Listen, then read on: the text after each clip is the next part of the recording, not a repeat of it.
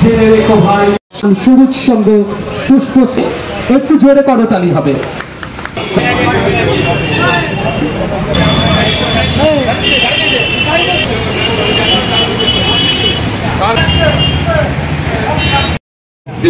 জায়গা নেই, তার জন্য মায়ের খরচা এবং দেখুন এটা আমি মানুষের ব্যবসা করে সবাই আমাকে রক্তদান শিবিরে রক্ত একমাত্র এর উৎস এখান থেকে পাওয়া যায় এই মানুষের শরীর। এই রক্ত আমরা অন্য কোথাও কারখানা বা কোনো দোকানে কোথাও পাওয়া যাবে না এবং অক্সিজেন আমাদের আরো সমৃদ্ধ এবং কংক্রিট একটা অবস্থার মধ্যে আমরা এই এত মানুষকে একত্রিত করতে পেরেছি। তার কারণ আমরা রক্তদান শিবিরের আয়োজন করেছি। রক্তদান জীবনদান। একটু জোরে করতালি হবে। সমানের স্মারক পুষ্পস্তবক এবং উত্তর দিয়ে আমরা বড়কে রয়েছেন পরম পূজ্য বাদশাহী অঙ্কনানন্দজি মহারাজ। তিনি যারা রক্ত দিচ্ছে তাদেরকে বরণ করে নিচ্ছেন। উত্তরীয় স্মারক এই মহতী কর্মযজ্ঞের সাক্ষী হয়ে আমরা গর্বিত। কাছেন মাননীয় ভগত চক্রবর্তী মহাশয়।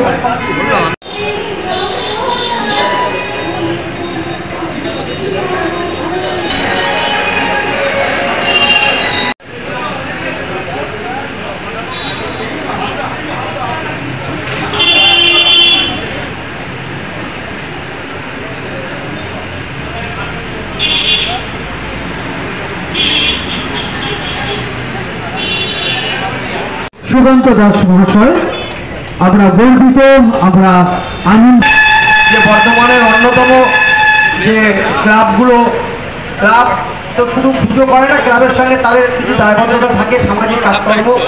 এবং আমরা জানি একজন বর্ধমানবাসী হিসাবে সবুজ সংঘ সারা বছরই তাদের বিভিন্ন কর্মযজ্ঞের মাধ্যমে বর্ধমানবাসীর পাশে থাকে এবং রক্তদান একটা অন্যতম মহতী উদ্যোগ আমরা সবাই জানি। এর মাধ্যমে 1 ইউনিট রক্ত দিয়ে এখন 3 জন মানুষের প্রাণ বাঁচানো যায়। তো সবুজ সংঘকে তাদের 12তম এই রক্তদান শিবিরে তাদের শুভেচ্ছা কামনা করি। বর্ধমান দুর্গাপুজো সমন্বয় সমিতির পক্ষ থেকে আমরা সার্বিকভাবে আমাদের শুভেচ্ছা এবং আশা করছি যে বিগত বছরে সবুজ সংঘের যে রক্তদাতার সংখ্যা সেটা সমস্ত আমার সম্মানীয় সদস্যরা রয়েছেন এবং আজকে যারা এই রক্তদান শিবিরকে সফল করার জন্য বিভিন্ন জায়গা থেকে যারা রক্ত দিতে আসছেন তাদের সবাইকে আমি আমার শুভেচ্ছা এবং ভালোবাসা জানাই। প্রতি বছরই এই গরমের সময় সবুজ সংঘের উদ্যোগে এই বিশাল রক্তদান শিবিরের আয়োজন করা হয়, কারণ আমরা জানি যে এই সময় হসপিটালগুলোতে রক্তের খুব অভাব হয়, কারণ সাধারণত এই গরমকালে অনেকে রক্তদান শিবির করতে চায় না। তাই এই রকম একটা সময় প্রতি বছরই সবুজ সংঘ এখানে রক্তদান শিবিরের আয়োজন করে। প্রায় আজকেও প্রায় 100 জনের ওপরে এখানে স্বেচ্ছায় রক্ত দেওয়া হবে। কারণ রক্ত এমন একটা জিনিস আমরা সবাই জানি যে রক্ত পয়সা দিয়ে তৈরি করা যাবে না, রক্ত নিজের শরীরে নিজে তৈরি হবে, সেই রক্ত দিয়েই আর একটা মানুষের জীবনকে বাঁচিয়ে তোলা হয়। তাই রক্ত আমাদের কাছে একটা অত্যন্ত গুরুত্বপূর্ণ ব্যাপার এবং এই রক্তদান শিবিরই হচ্ছে সামাজিক কাজের মধ্যে সবথেকে যদি কোনো গুরুত্বপূর্ণ কাজ থাকে সেটা হচ্ছে রক্তদান শিবির। কারণ রক্তদান শিবিরের মধ্য দিয়েই আমাদের 1 বোতল রক্তই আর একটা মানুষের জীবনকে ফিরিয়ে আনতে পারে। তাই প্রতিটি জায়গায় এইভাবে রক্তদান শিবির করা হয় এবং আমাদের রাজ্যের মাননীয় মুখ্যমন্ত্রী সবার কাছেই প্রতিবার আবেদন করেন, বিভিন্ন ক্লাব প্রতিষ্ঠান, সামাজিক প্রতিষ্ঠান, রাজনীতি দল সবার কাছেই আবেদন করেন যে আপনারা রক্ত দিন, আপনার 1 বোতল রক্তের বিনিময়ে আর একটা মানুষের জীবন ফিরে আসবে। তাই সবার আবেদনে সারা, মুখ্যমন্ত্রীর আবেদনে সাড়া দিয়ে বাংলার অধিকাংশ জায়গায় ভালো ভালো ক্লাবগুলো, সামাজিক সংগঠনগুলো, রাজনীতি দলগুলো তারা এই রক্তদান শিবির করে বলেই আমাদের বাংলার বুকে আর রক্তের জন্য একটা মানুষ মারা গেল, এ কথা আর আমরা শুনতে পাই না। এটা অন্তত এখন বাংলার মানুষকে এমন একটা জায়গায় মাননীয় মুখ্যমন্ত্রী তৈরি করে দিয়েছেন, যেমন আগে আমাদের মা বোনেরা রক্ত দিত না, কিন্তু এখন বিভিন্ন রক্তদান শিবিরে দেখা যায় ছেলেদের থেকে মেয়েরাই বেশি রক্ত দিচ্ছে। এটা আমাদের একটা শুভ লক্ষণ।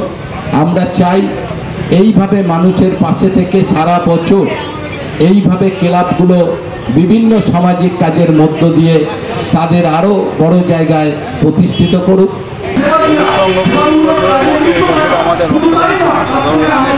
এটা আমাদের 12তম রক্তদান। আমরা বর্ধমান মেডিকেল কলেজে তত্ত্বাবধানে 100 জন রক্তদান করি, মেডিকেল কলেজকে দান করি। সারা বছর আমরা এই রক্ত বর্ধমানবাসীকে করার জন্য আমরা রক্তদান করি। সবুজ সংঘ সারা বছর নানা রকম সামাজিক কাজ করতে থাকে, রক্তদান শিবির থেকে শুরু করে আমরা এরপর আমাদের যারা কৃতি ছাত্র মাধ্যমিক, উচ্চ মাধ্যমিক, আইসিএসসি, আইএসসি যারা কৃতি ছাত্র তাদেরকে আমরা রক্তদান করব। এবং আমাদের রক্তদানের মধ্যে দিয়ে আমাদের এই বছর প্রথম আমাদের কাজ শুরু হলো। পয়লা বৈশাখে আমরা এটা আমাদের রবীন্দ্র জয়ন্তী উপলক্ষে আমরা একটা বিরাট সাংস্কৃতিক অনুষ্ঠান আয়োজন করেছি। এটা 9 তারিখে আমাদের হবে। আমরা 100 জন করে আমরা রক্তদান করি। এবছর আমরা সেই ক্লাবের সদস্য না সদস্য বাইরেও মোটামুটি 90% রক্তদান আমাদের ক্লাবের মেম্বারাই দেয়, বাইরে থেকে আমাদের 10% এসে আমাদের কারা কারা উপস্থিত ছিলেন?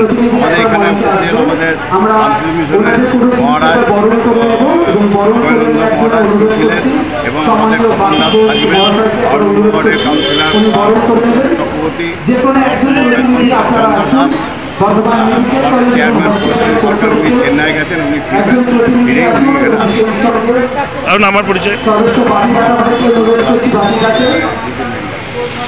ক্লাব এবং এবছর নিয়ে 12 বছরে তারা পদার্পণ করলো।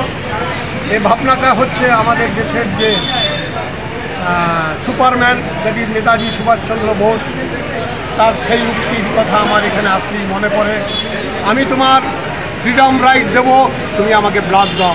অর্থাৎ রক্তদানের মাধ্যমে তোমার আত্মার স্বাধীনতাকে ফিরিয়ে দেওয়ার ভাবনা তার মধ্যে আমরা পেয়েছিলাম এবং তারই ভাবনার প্রবাহমান প্রতিক্রিয়া এই সবুজ সংঘের মধ্যে আমরা প্রত্যক্ষ করতে পারি।